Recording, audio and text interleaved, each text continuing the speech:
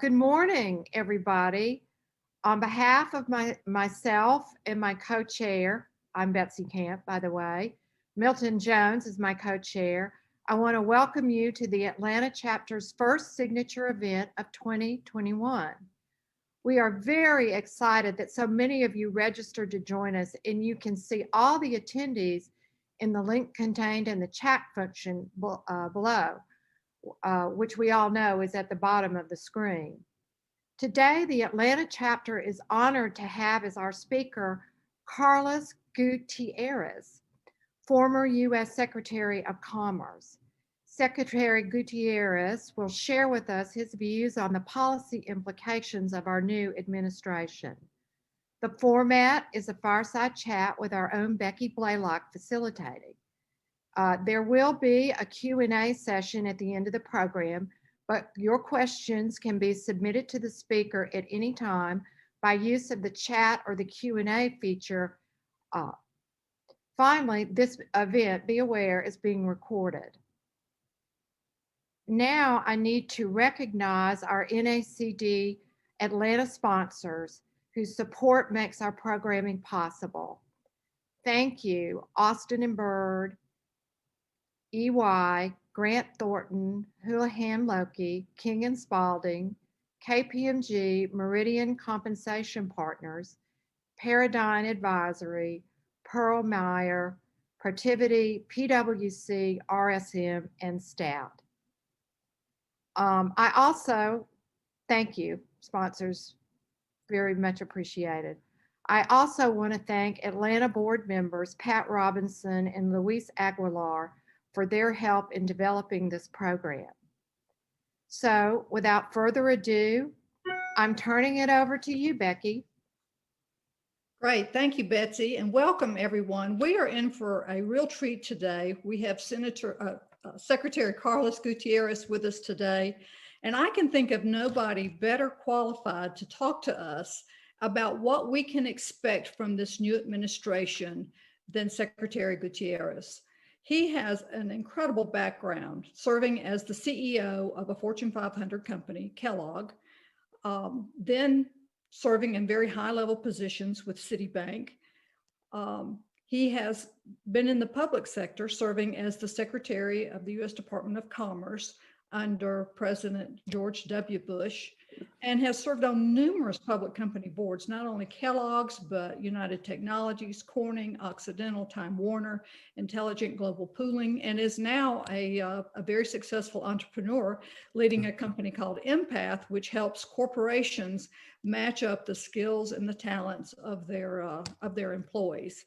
And he has served on numerous policy committees, bipartisan policy committees, to help advise the government on many trade type activities, immigration, you just name it. So Carlos, welcome, and thank you for some of your time with us today. Pleasure. And I'll jump right into it this afternoon by asking you to share with us. We know there are going to be a lot of changes coming, and some of those changes are going to be very positive for corporations. So tell us which changes that you think are coming that we can really look forward to as board members and see them as being positive, and which ones do you think are going to be more challenging? Well, thank you. And thank you for having me, Becky. Good to see you again. Good to be with you.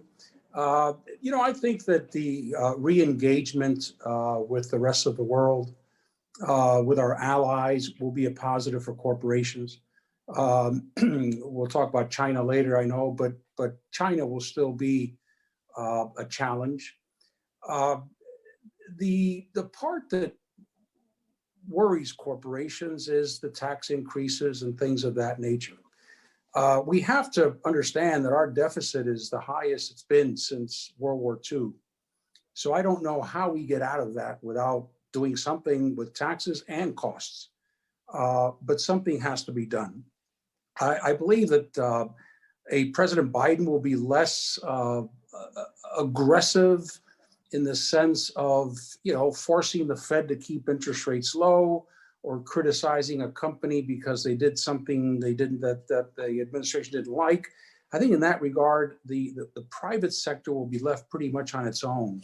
But we can expect regulations. We can expect a reversal of some of the regulations that President Trump took out.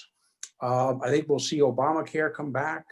But what I don't see, which is a very positive for business, and I think it's why the stock market has done so well, is anything radical. First of all, I don't think Joe Biden is a far left, an extreme left person. And I don't believe he has the room to maneuver politically with anything that that spells a far left reach, even with both houses. I believe his policies will be center left, and I don't see anything being far left. Great. You know, you touched briefly on China, so I want to explore a little bit further there because China's just signed a trade agreement with Europe, and they signed a trade agreement with us last year, and they've only lived up to half of the purchases that they said that they were going to make. And we all know that intellectual property is a huge issue right now for corporations in dealing with China. So if you were to give President Biden some advice about how he should proceed with China, what would you tell him? Well, I would say generally engage, be patient, and do it in private. Those are the three things that I think we lacked in a way. I think a lot of the rhetoric with China was in public. I think that doesn't get them to the table. It doesn't move them. I think the trade policies have not done what they were expected to do. It's interesting that our trade deficit, which was the reason for doing all this trade policy around the world, has actually increased. So we have a higher trade deficit. We're paying more for goods that are coming in. The China relationship will not be a switch where we start, both being nice to each other and everything goes away. It's going to take time. China has deliberately begun to rely more on Asia, more on Asian investments. They just did the deal with the European Union, which is also a way of relying more on other partners and not the US. US companies are going to be under tremendous pressure. China has just passed what we call a blocking bill, which is that if the US applies sanctions against China, any US company that abides by those sanctions will be punished by the Chinese government. So US companies are stuck in the middle of this geopolitical fight. And it's a shame because we're talking about companies that do billions and billions of dollars of business. And it's going to turn over the world's largest market to Asian companies and European companies.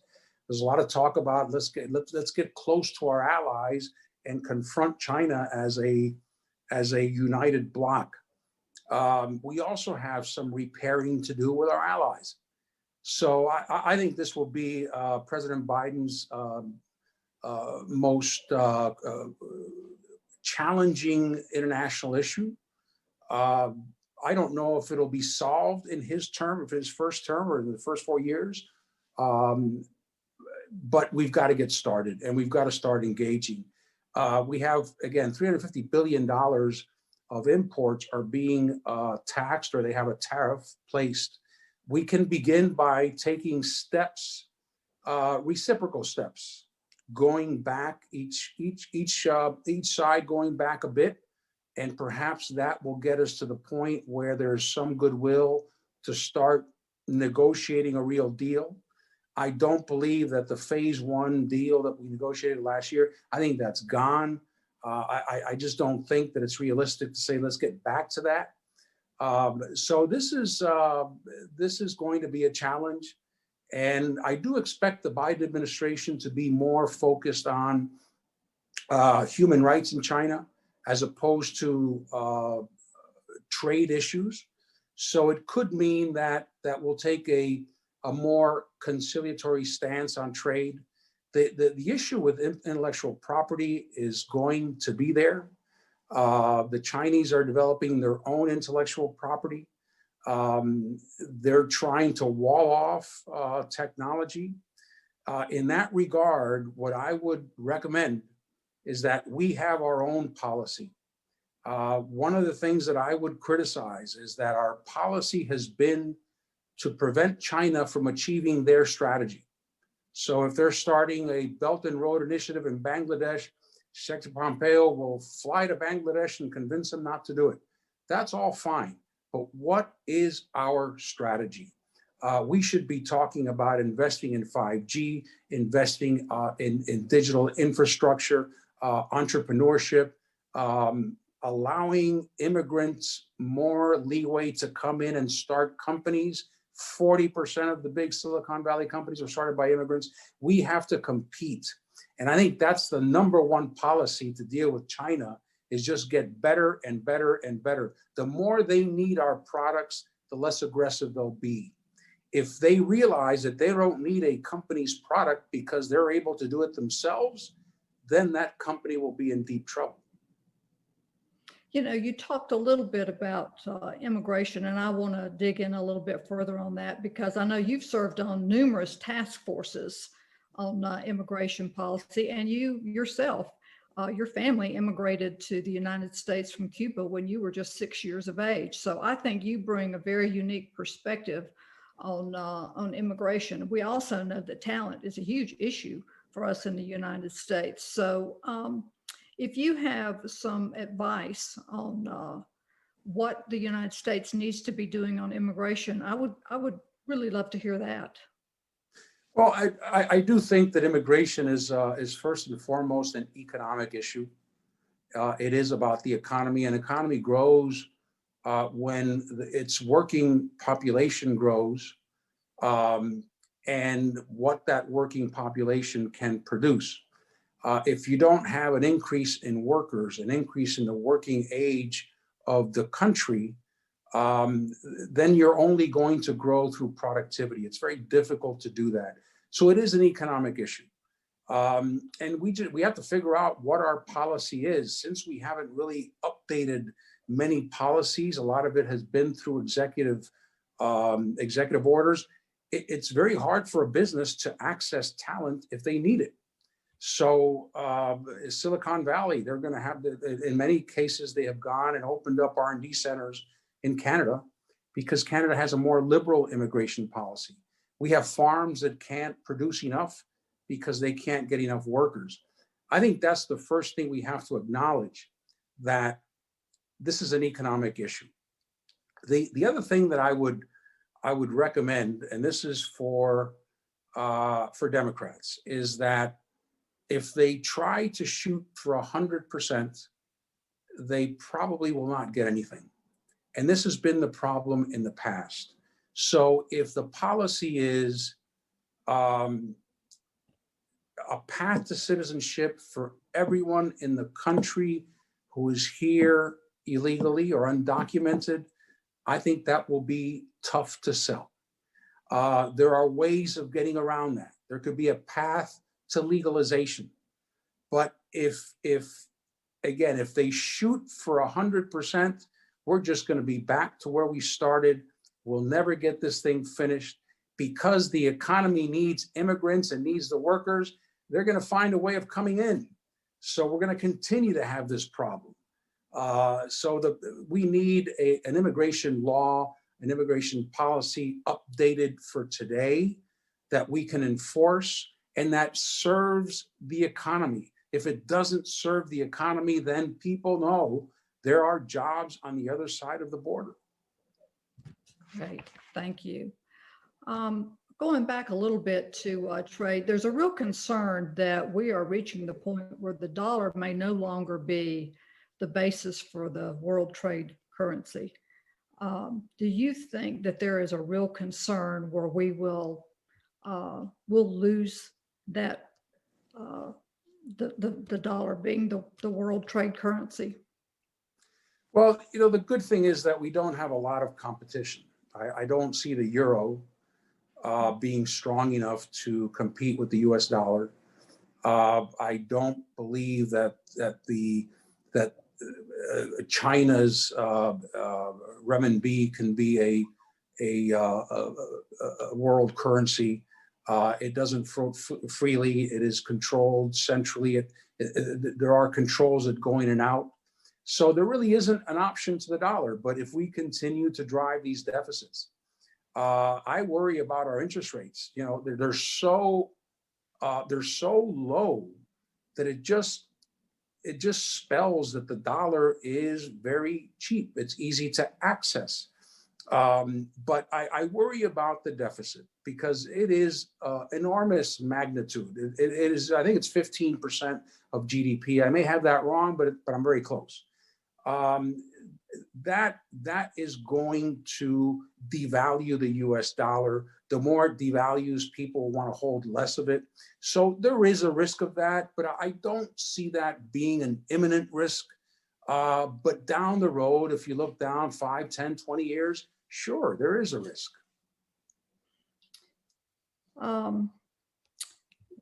I'd like to hear you talk too a little bit about what you think we could do to reduce this deficit that we have. What do you think the answer is? Because, you know, the CARES program was very successful in helping us counteract having a depression in this country. Well, we all know that at some point in time, that money is going to have to be paid back. You know, you've talked about the fact that our trade with China, the gap continues to get bigger and bigger. If you were to tackle this deficit and say, here's some things that we could do to close that gap, what would it be? Well, look, there are 3 things we can do: is grow, cut expenses, or raise taxes. My concern is that the emphasis is on number 3. You know, raise taxes on corporations, raise taxes on anyone making over X amount. That will could bring more money in. It could actually bring less money in, depending on how high the taxes are. But that won't do it. The deficit is too high for a simple solution like raise taxes on the rich. There's not enough money. You can't just have a magic wand and have that be the solution. And if you raise money on capital, raise money on the private sector, the more you raise taxes, the more it will hurt growth. And remember, growth is one of the best strategies to achieve a reduction in the deficit. So it's going to be a combination. We are going to see taxes increase, and I believe it's 36 going back to 39 for the top tier, 39.6. We're going to see capital gains taxes. We're going to see capital tax increases on earnings. That has already been announced, but that's not enough. We're going to have to grow the economy, which means we have to spur entrepreneurship. We have to encourage small businesses to open. The big thing about small businesses is not so much that they're small, it's that they're new. It's the number of new businesses that start that creates energy in an economy, because those new small businesses become large businesses. Remember, Microsoft was once a small business. And we have to do more to encourage that. And that may be tax incentives. Encouraging more foreign investment. We have discouraged foreign investment. And in many cases, I think we've just gone overboard. The part that is the hardest to do is to cut expenses. Most of our expenses are mandatory.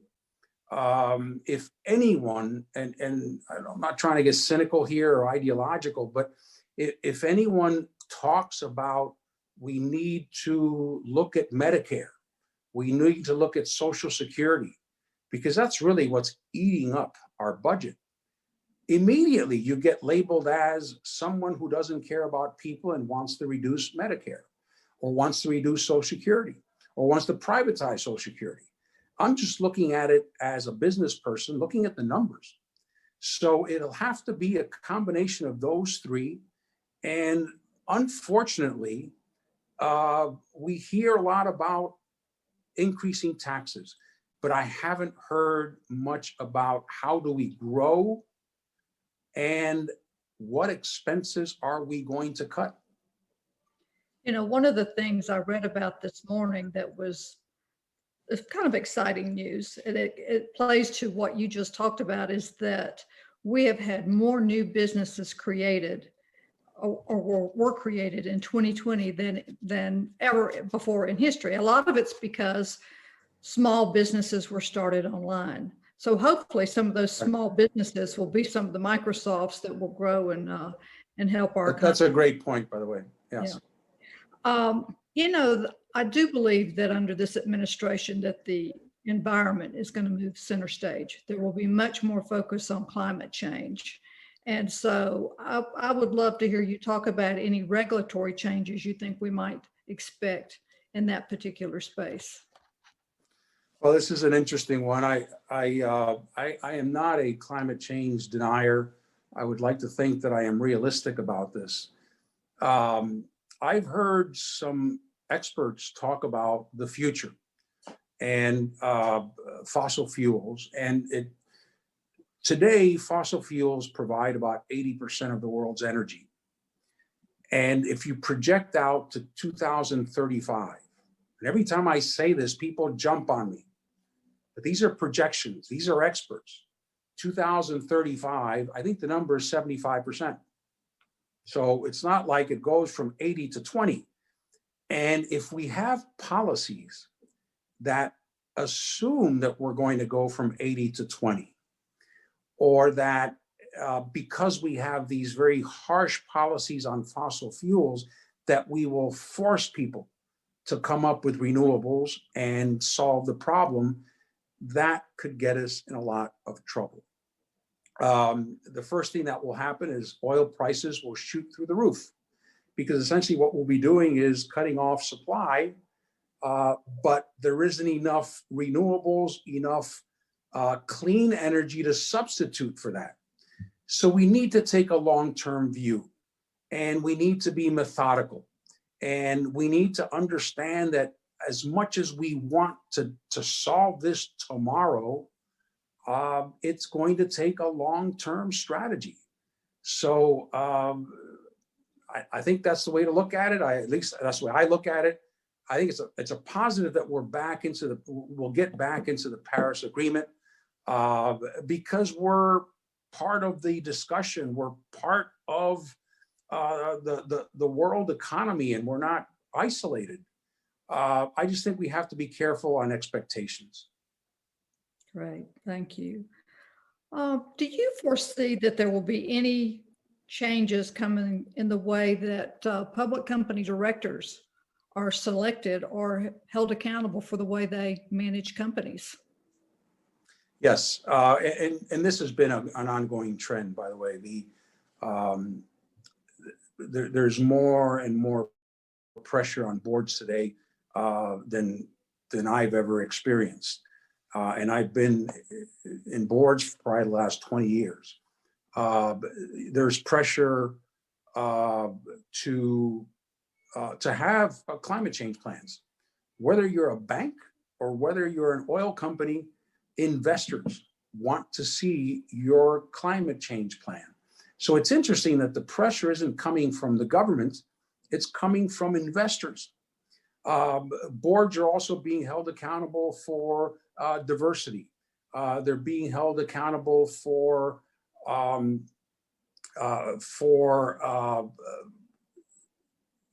promoting women in the workforce, and I think that will continue to become a factor.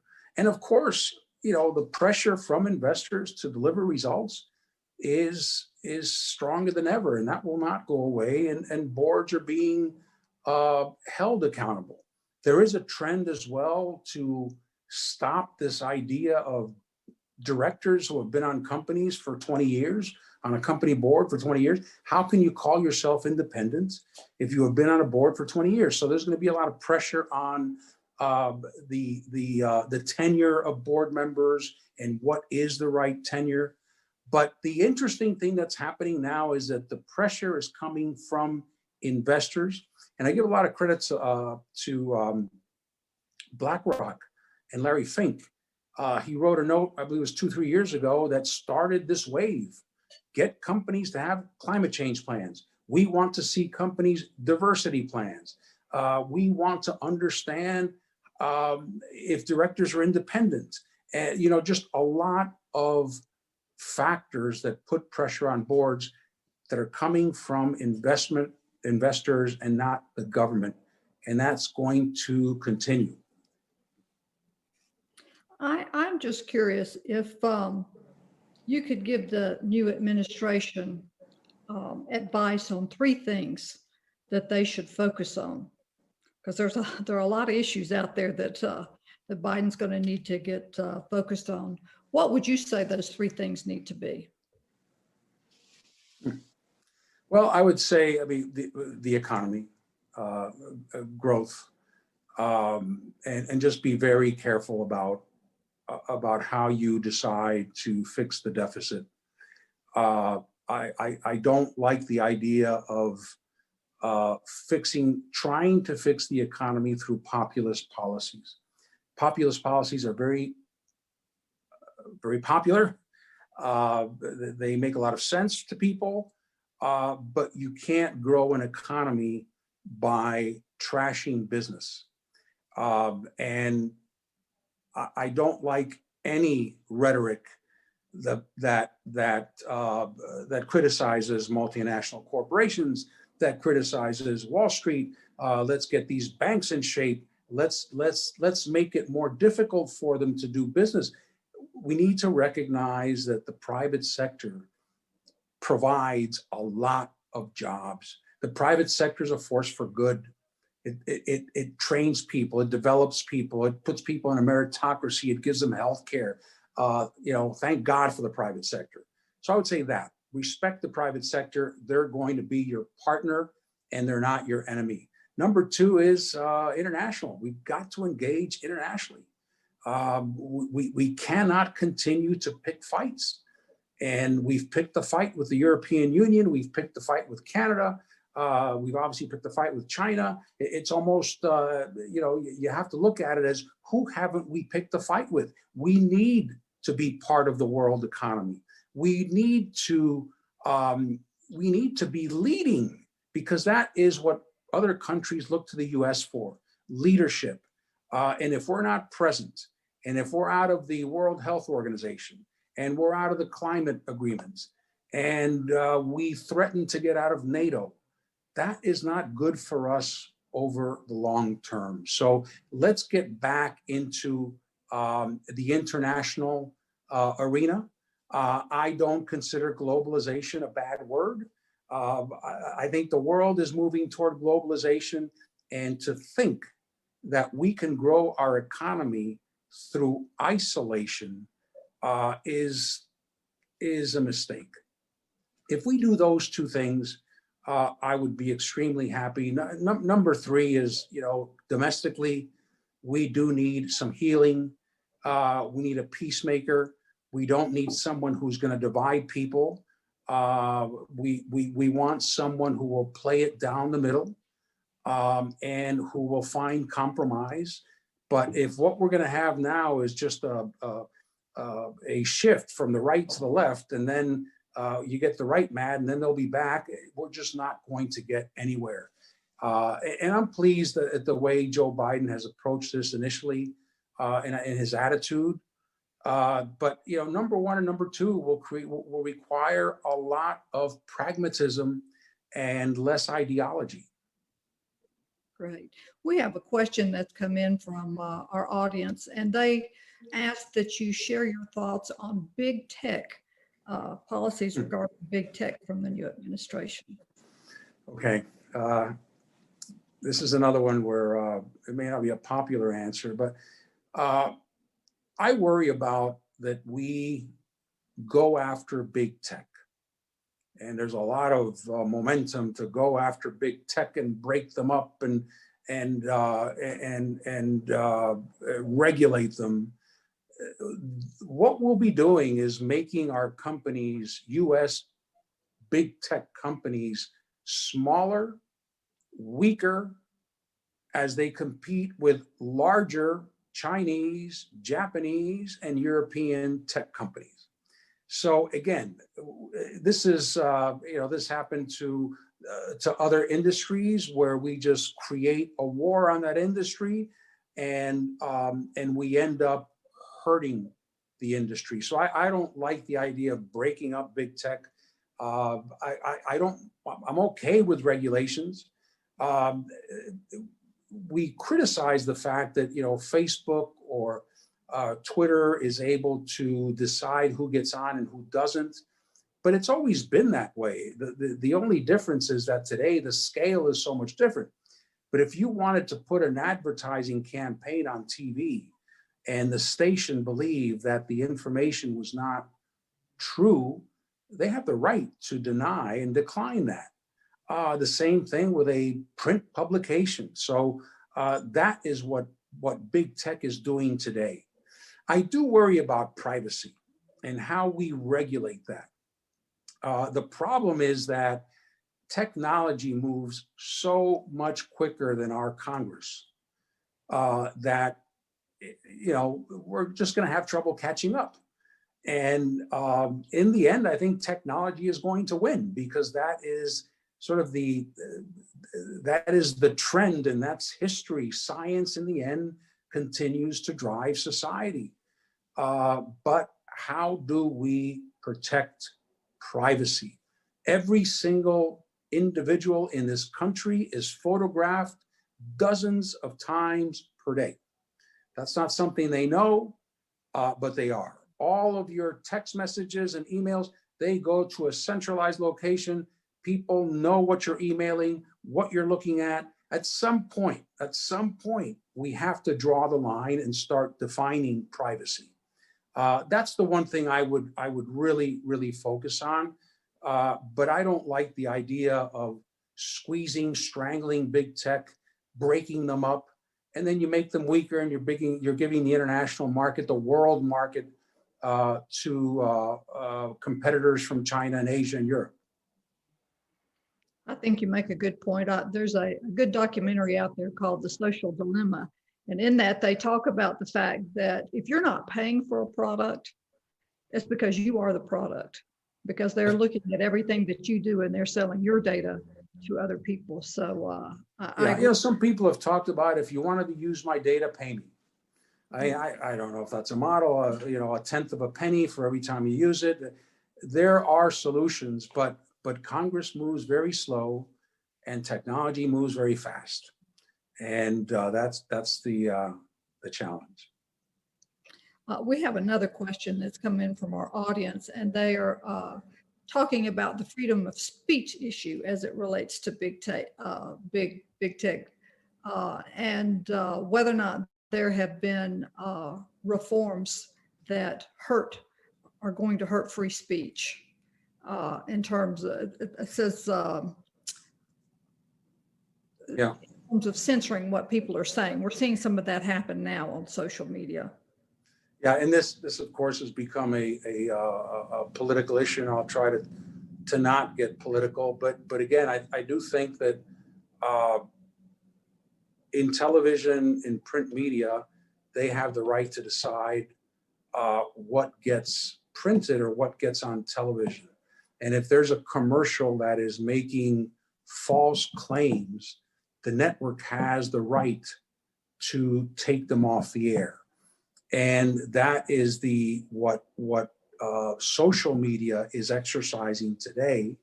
And they have made a judgment that certain people are magnifying false claims, and therefore they have the right to take them off that specific network. Now, the flip side of that is, what if we just said, social media, you don't have the right to take anything off your platform. Even though you own that platform, you do not have the right to touch anything. And then I wonder where that takes us in terms of whether it be fake news or news that incites certain beliefs, or so somewhere in the middle, there's an answer. But I always worry about extremes.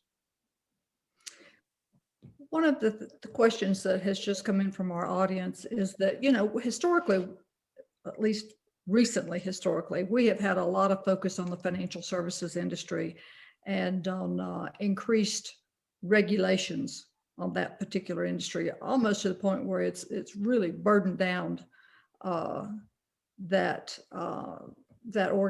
industry. Do you foresee that Biden may use his political capital in other ways than in financial reform? And what other kinds of policies do you think he may be pursuing? The financial services sector has taken a big hit through regulations. They now have to carry more capital as a buffer for bad loans so that we avoid what happened during the Great Recession. The financial services industry is really tied with regulations. I mean, they have to comply with so many new regulatory requirements. I don't see what's left. I don't see that as the country's big problem.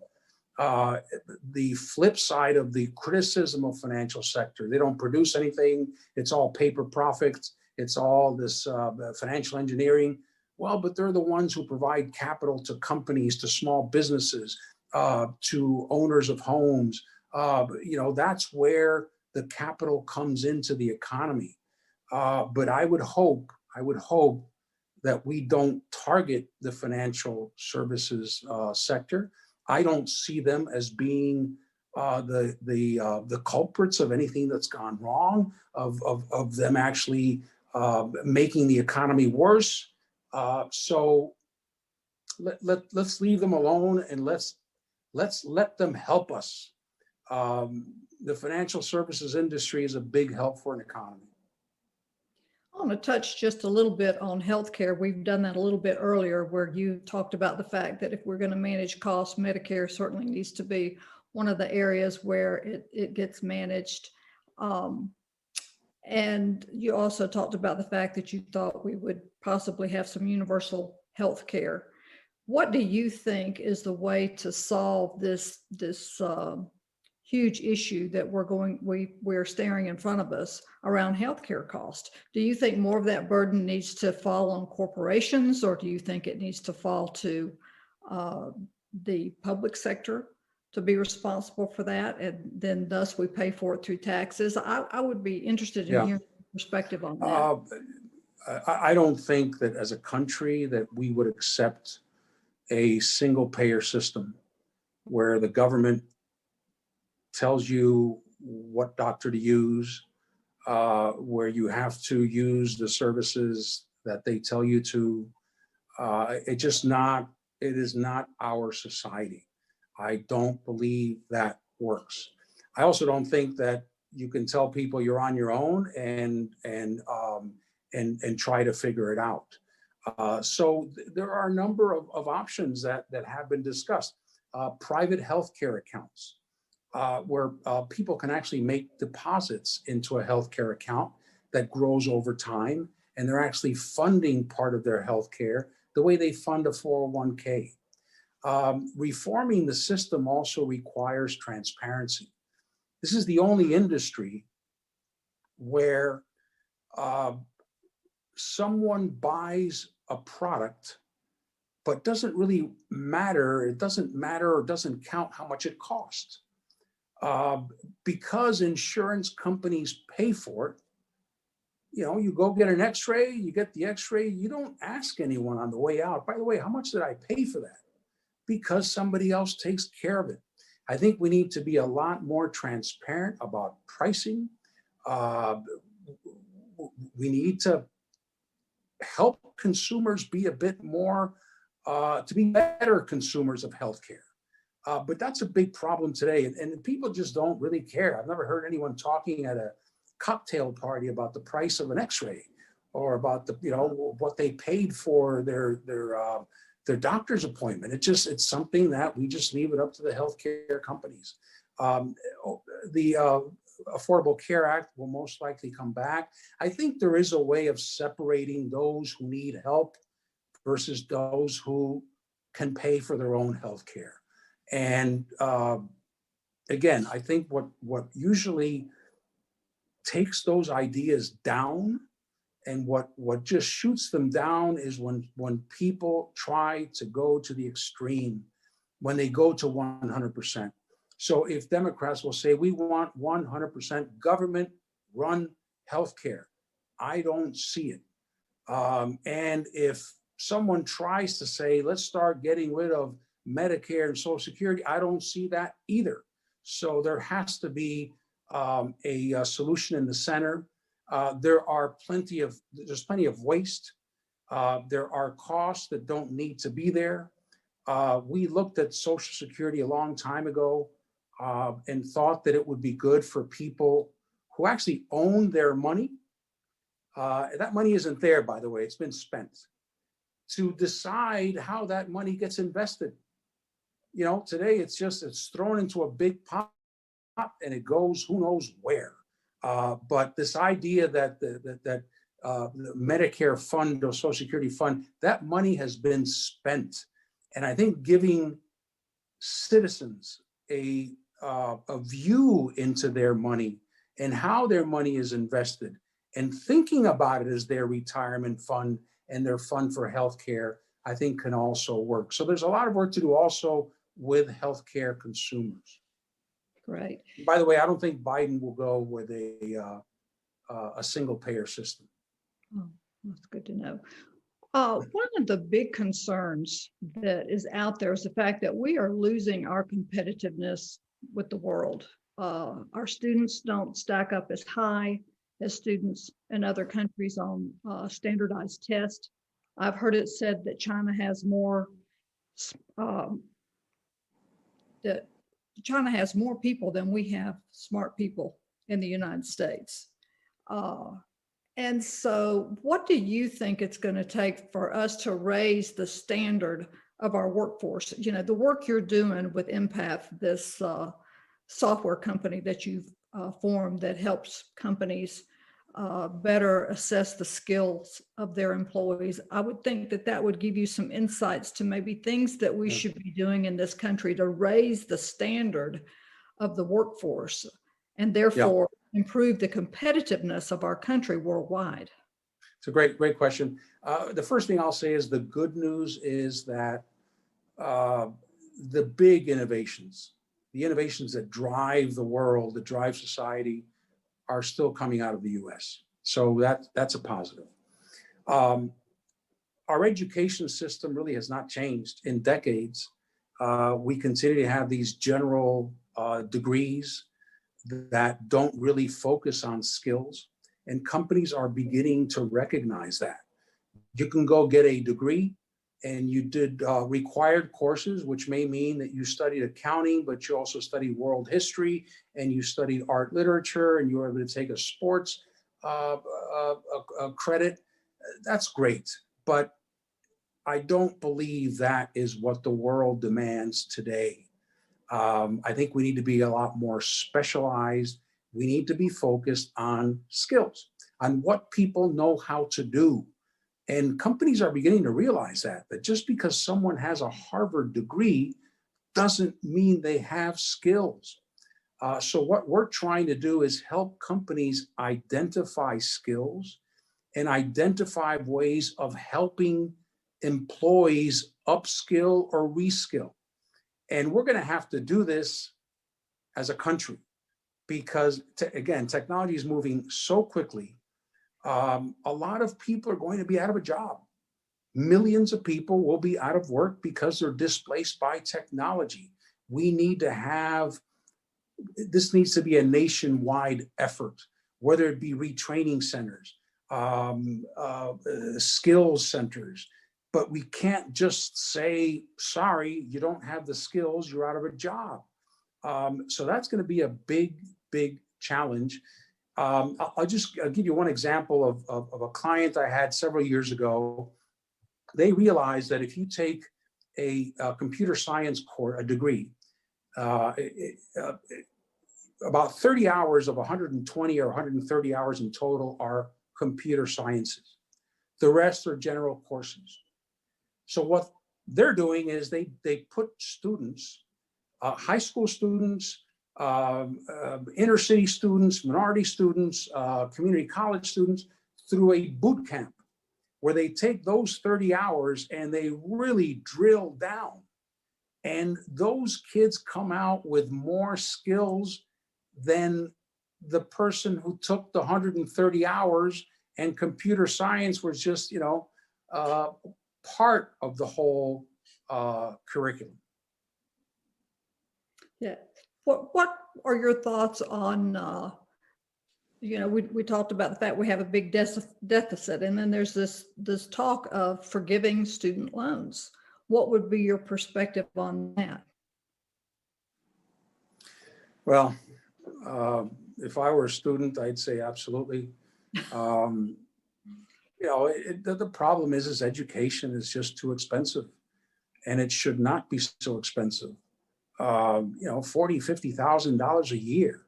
Who has that type of money? $40,000, $50,000 a year, and then you have room and board, and perhaps there is a way of students who did exceptionally well. Perhaps they can be forgiven. Perhaps it could be reduced. It's sort of like the devil is in the details. I think we should look at it. It's a big issue. I mean, you can't go to school and then spend your life working so you can pay off the debt that you needed to go to school.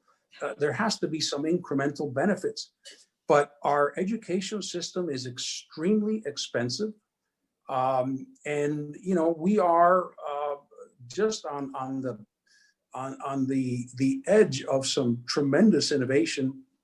What we're doing today on the Zoom call or webinar, this was viewed at the beginning of COVID as a bad substitute for an in-person meeting. And I think people are beginning to realize that when they go back to the office, or if that day comes, and that they're going to continue using this, because I don't have to be in Atlanta today. I can still do this panel. So I didn't have to get on a plane and fly there. And so everyone is realizing that, and these tools this is the future, and the technology will get better. And not too long, we'll be talking and it'll look like you're right in front of me. We can do the same for education. It doesn't need to be, building specific.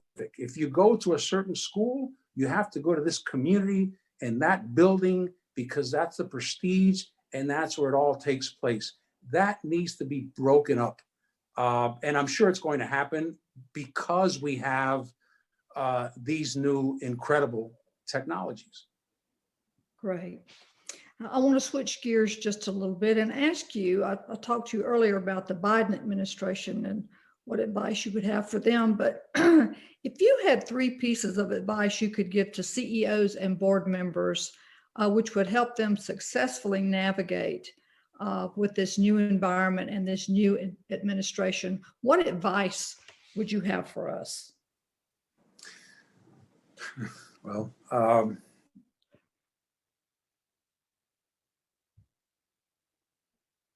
I think we all talk about the S stands for social. I believe that social will become a lot bigger. People make a company, and it takes years to finally realize that it's all about the people, how they're treated, are they motivated, do they believe in leadership, do they believe that leadership cares what they think, and that makes a huge difference. So for me, it's people. Training budgets are cut too often. They're seen as overhead. Take care of people, focus on people. Everything else will come, but people will make the difference. Second thing is, I think leaders have to feel comfortable with uncertainty. they have to feel comfortable with ambiguity. The world today is very uncertain. It's not like it was in the past where you build a plant in a country and you stay there for 100 years. You just don't know what is going to happen. So you will have to make decisions with less than 100% information, a lot less than you feel comfortable with. But leaders need to feel comfortable with ambiguity. And well, they shouldn't only think about the numbers, but I'll tell you, if they don't think about the numbers, and if the company is not profitable, then everyone is in trouble. So, profitability, results, growth. I used to tell my people that your legacy will be shown in a bar chart, and that bar chart won't have any footnotes. So it is about results. And I worry sometimes when you read some annual reports and companies are talking about, well, it's not only about results, it's about, we have other indicators, we have other ways of looking at the business.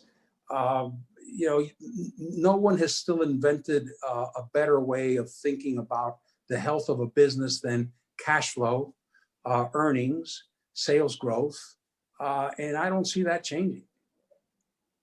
Yeah, you can't be in business to take care of your people and your communities if you're not making some money. So I think absolutely, the most enlightened companies are the most profitable companies. Absolutely. Absolutely. Well, I have been given a message that we need to wrap this up, and I want to thank you. You have just been a world of insight for all of us, and I think we will all go back to our roles as board members much more aware of the things that we need to be focused on, and certainly optimistic looking into that crystal ball of what 2020 has to bring.